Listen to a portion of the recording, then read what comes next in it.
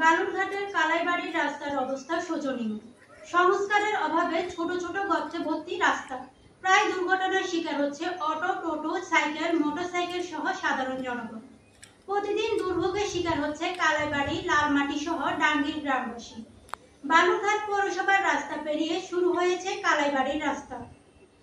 দক্ষিণ দিনাজপুরের বালুরঘাট ব্লকের ভাটপাড়া পঞ্চায়েতের অন্তর্গত 2 কিলোমিটার রাস্তাটিতে কালাইবাড়ি, লালমাটি, ডাঙ্গি হয়ে বাংলাদেশ সীমান্ত বিএসএফ ক্যাম্প পর্যন্ত গিয়েছে।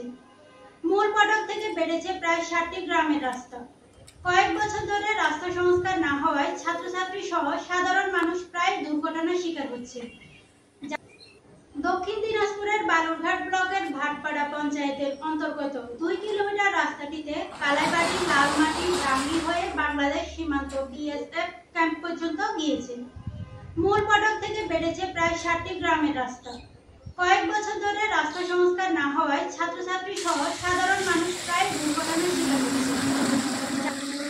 দক্ষিণ দিনাজপুরের বালুরঘাট ব্লকের ভাটপাড়া পঞ্চায়েতের অন্তর্গত 2 কিলোমিটার রাস্তাটিতে কালাইবাড়ি, লালমাটি, ডাঙ্গি হয়ে বাংলাদেশ সীমান্ত বিএসএফ ক্যাম্প পর্যন্ত গিয়েছে। মূল ফটক থেকে বেড়েছে প্রায় 60টি গ্রামের রাস্তা। কয়েক বছর ধরে রাস্তা সংস্কার না হওয়ায় ছাত্রছাত্রী সহ সাধারণ মানুষ প্রায় দুর্ঘটনার শিকার হচ্ছে।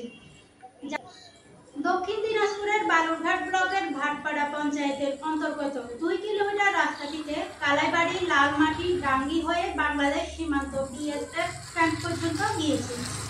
মূল ফটক থেকে বেড়েছে প্রায় 60টি গ্রামের রাস্তা।